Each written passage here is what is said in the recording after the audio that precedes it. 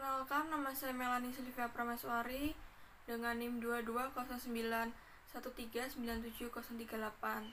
Di sini saya akan menjelaskan mengenai perusahaan dengan teknologi atau media pelayanan digital. Perusahaan yang saya pilih yaitu Naver Corporation. Table of content. 1. Pengertian. 2. Pembuatan Naver. 3. Sejarah. 4. Samsung dan spin-out Naver. 5. Produk dan layanan. 1. Pengertian Naver Corporation. Perusahaan pengembangan yang berkantor pusat di Songnam, Korea Selatan. Perusahaan Naver telah mengoperasikan mesin pencari Naver. Naver telah mempelopori penggunaan konten buatan pengguna dengan menciptakan Knowledge In, sebuah platform tanya-jawab online.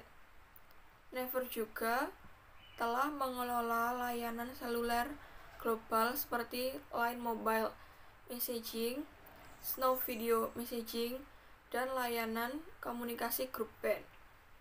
Keunggulan Naver di industri portal internet domestik menjadi unik, terutama jika dibandingkan dengan negara-negara dengan penggunaan mesin pencarian terbanyak.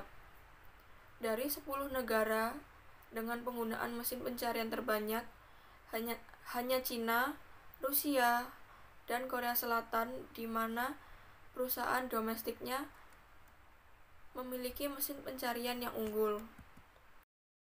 2. Pembuatan Naver.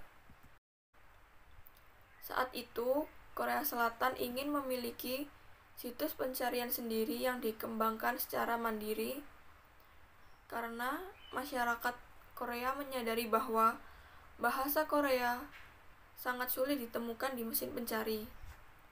Naver menjadi semakin banyak digunakan di Korea karena Naver berdiri lebih dahulu dibandingkan Google pada saat itu. Jadi, orang Korea lebih terbiasa menggunakan Naver daripada Google. Alasan mengapa Naver banyak digunakan di Korea karena terletak pada bahasa yang digunakan.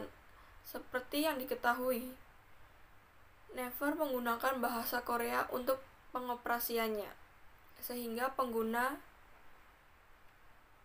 yang menggunakan Naver tidak perlu lagi menerjemahkan isi hasil pencariannya. Sebagian besar berita dan informasi tentang Naver adalah tentang Korea Selatan. Karena alasan ini, banyak orang Korea memilih Naver daripada aplikasi pencarian lainnya. 3. Sejarah Naver Corporation. Pendirian dan peluncuran layanan dari 1999 sampai dengan 2000. Naver Corporation didirikan pada Juni 1999 dengan nama Navercom. Selain mesin pencari Naver, perusahaan juga meluncurkan layanan anak-anak bernama Junior Naver. Pada Juli 2000, Naver bergabung dengan Handgame Communication Inc. dan banyak perusahaan seperti OneQ dan Search Solution. Pada Agustus 2000, Naver memperkenalkan layanan pencarian komprehensif yang memungkinkan pengguna untuk memperoleh berbagai hasil dengan mengklasifikasikannya berdasarkan jenis. Contoh, blog, situs web, gambar, kafe, dan lain-lain. Dengan satu kata kunci pencarian. Naver mendirikan Handgame Jepang pada bulan September tahun 2000. Perubahan nama dan ekspansi dari 2001 sampai dengan 2012. Pada tahun 2001, Navercom berganti nama menjadi NHN Corporation, yaitu Next Human Network. Tetapi kedua divisinya, Naver dan Handgame, terus beroperasi dengan nama masing-masing. NHN juga merupakan singkatan dari Naver Handgame Network. NHN terdaftar di Kosdaq pada tahun 2002 dan meluncurkan layanan tanya-jawab online, Naver Knowledge In. Pada tahun 2005, Naver meluncurkan Happy Bean, yaitu layanan penggalangan dana online. Perusahaan juga mendirikan kantor di Amerika Serikat dengan nama NHN USA. Pada tahun 2007, perusahaan meluncurkan Naver Japan untuk mengembangkan mesin pencariannya di Jepang. Sementara itu, NHN USA secara resmi meluncurkan layanan game IG yang kemudian dijual ke Area Games. Tahun 2008, NHN membuat penampilan pertamanya di daftar Forbes Global 2000. Pada tahun yang sama, NHN menjadi perusahaan terbesar yang terdaftar di Kosdaq berdasarkan kapitalisasi pasar sebelum akhirnya dipindahkan ke Kospi. Pada tahun 2010, NHN membeli LiveDoor, sebuah ISP dan platform blog asal Jepang. Pada Juni 2011, NHN Jepang meluncurkan Line, aplikasi berpesan yang sangat populer. Pada tahun 2012, NHN mengumumkan rencana untuk menginvestasikan 1,5 triliun won untuk mengembangkan 10 game media sosial. Pada tahun yang sama, Naver Japan dan LiveDoor bergabung untuk membentuk NHN Jepang. Pada Agustus 2012, NHN mendirikan kantor di Singapura dengan nama NHN Singapore. Pemisahan dari NHN dari 2013 sampai dengan 2015. Pada tahun 2013, NHN mendirikan anak perusahaan yaitu Camp Mobile dan Line Plus. NHN kemudian dipecah menjadi Naver Corporation dan NHN Entertainment, sebelumnya dikenal sebagai Henkim. Demikian pula NHN Jepang dipecah menjadi Line Corporation, layanan web, dan Henkim Jepang, layanan game. Pada 2013, Naver menjadi perusahaan web pertama asal Korea yang membangun dan mengoperasikan pusat datanya sendiri, data center GA, dan didirikan di Chuncheon, Provinsi Gangwon, Korea Selatan. Pada tahun 2015, Naver meluncurkan Works Mobile untuk kolaborasi perusahaan dan bergabung dengan Entry Education Labs, sebuah platform pendidikan perangkat lunak. Melantai dan ekspansi lebih lanjut 2016 sampai dengan sekarang. Pada tahun 2016, Line Corporation secara resmi terdaftar di New York Stock Exchange dan Tokyo Stock Exchange.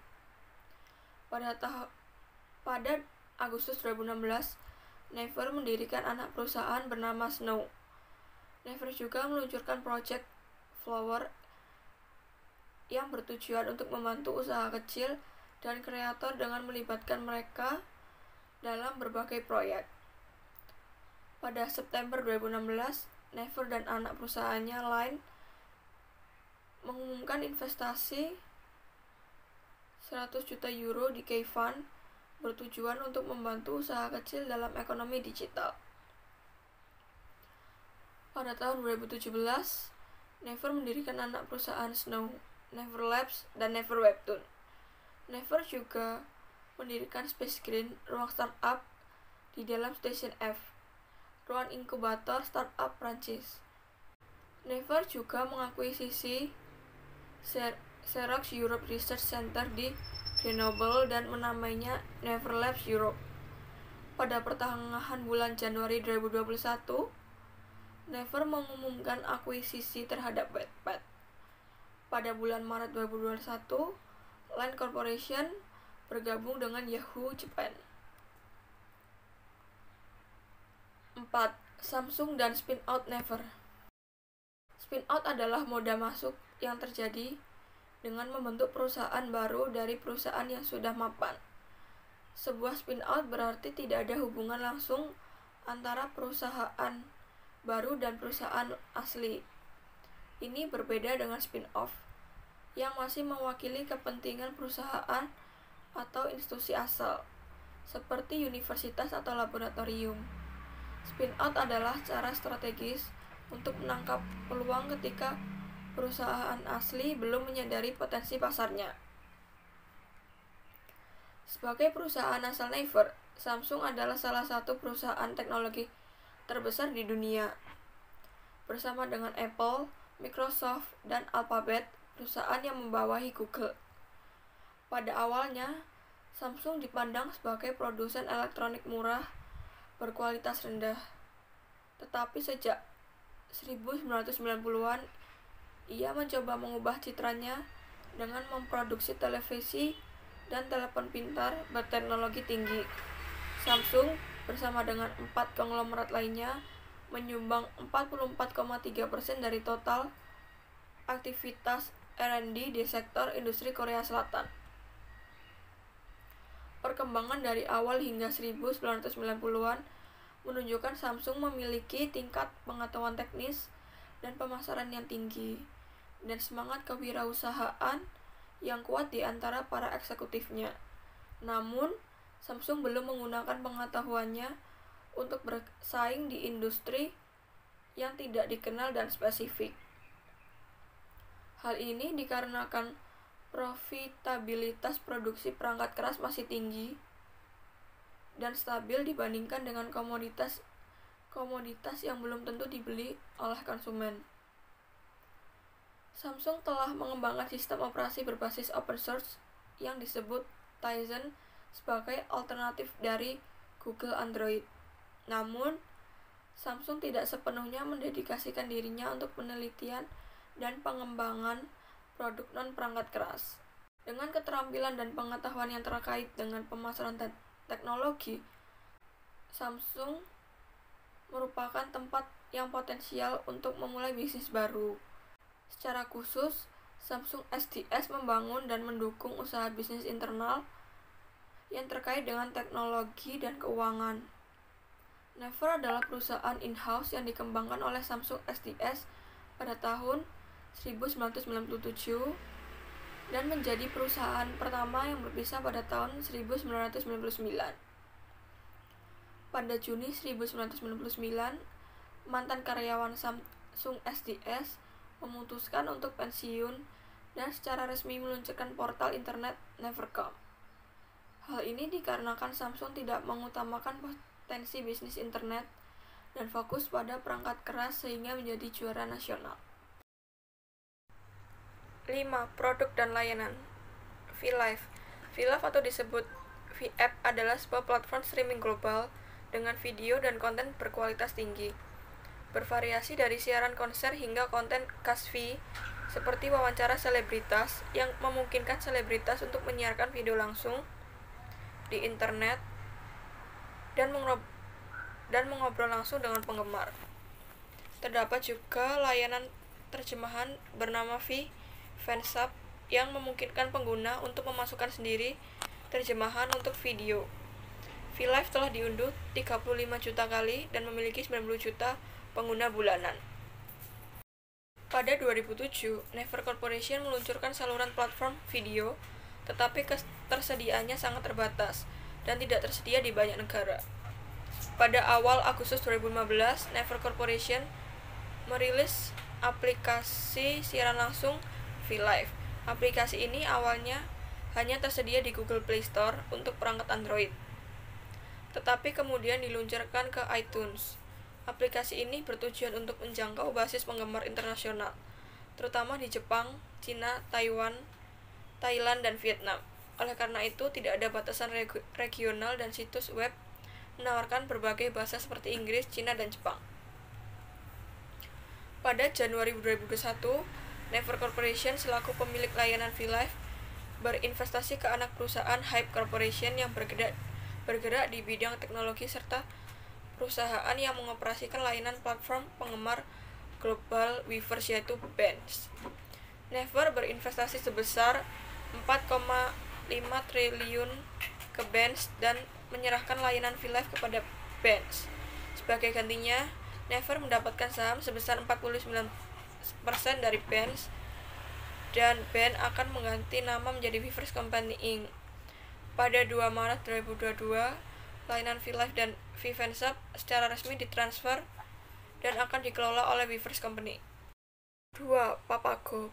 Pada Juli 2017, Naver meluncurkan Papago, penerjemah yang dioperasikan dengan beberapa pasangan bahasa yang berbeda dan di dalamnya terdapat frasa dan kalimat ungkapan yang dapat digunakan dalam kehidupan sehari-hari. Penerjemah seluler berbasis kecerdasan buatan ini menggunakan teknologi saraf tiruan yang disebut Never Neural Machine Translation atau N2MT. Setelah memilih bahasa dasar dan bahasa yang ingin diterjemahkan, dapat menggunakannya secara langsung dengan mengetik atau mendikte apa yang ingin diterjemahkan, baik mengetik teks ke dalam aplikasi atau menggunakan kontrol suara. Dapat juga mendengar kata dan frasa yang diucapkan dan mengaksesnya lagi dari panel riwayat atau histori aplikasi. Papago menerjemahkan teks dan kalimat ke dalam 5 bahasa yang berbeda: Korea, Inggris, Jepang, Cina sederhana, Cina tradisional, Spanyol, Prancis, Jerman, Rusia, Portugis, Italia, Vietnam, Thailand, Indonesia, Hindi, dengan menganalisis konteks bukan analisis statistik. Papago mempunyai beberapa kelebihan tersendiri. Salah satunya adalah dapat menggunakan akses secara offline. Aplikasi Papago telah diunduh 16 juta kali. Ketiga yaitu Line. Line merupakan aplikasi pesan instan gratis yang tersedia untuk berbagai perangkat elektronik seperti smartphone, tablet, dan komputer. Pengguna Line dapat bertukar teks, gambar, video, audio, dan melakukan panggilan VoIP dan konferensi video gratis. Line juga merupakan platform yang menyediakan berbagai layanan seperti dompet digital seperti Line Pay, layanan berita seperti Line Today, video on demand seperti Line TV, dan distribusi komik digital seperti Line Manga dan Line Webtoon. Layanan ini dioperasikan oleh anak perusahaan Line Corporation, Naver Corporation yang berbasis di Seoul, dan SoftBank Group yang berbasis di Tokyo. Line juga menawarkan kemampuan untuk menyinkronkan kontak, menambahkan teman menggunakan kode QR, ID Line, dan kemampuan untuk menggoyangkan ponsel secara bersamaan. Line memiliki kotak pesan pop-out untuk membaca dan membalas. Pengguna akan dapat melihat konfirmasi waktu nyata ketika pesan dikirim dan diterima, serta fitur obrolan tersembunyi yang memungkinkan riwayat obrolan disembunyikan dan dihapus setelah waktu yang ditentukan pengguna. Aplikasi ini juga memiliki papan buletin tempat pengguna dapat memposting, menyukai, dan berkomentar. Aplikasi ini juga memiliki fitur timeline dan beranda yang memungkinkan pengguna untuk memposting gambar, teks, dan stiker ke beranda. Line juga memiliki fitur bernama Film Snap yang memungkinkan pengguna merekam video stop motion dan menambahkan musik latar yang disediakan.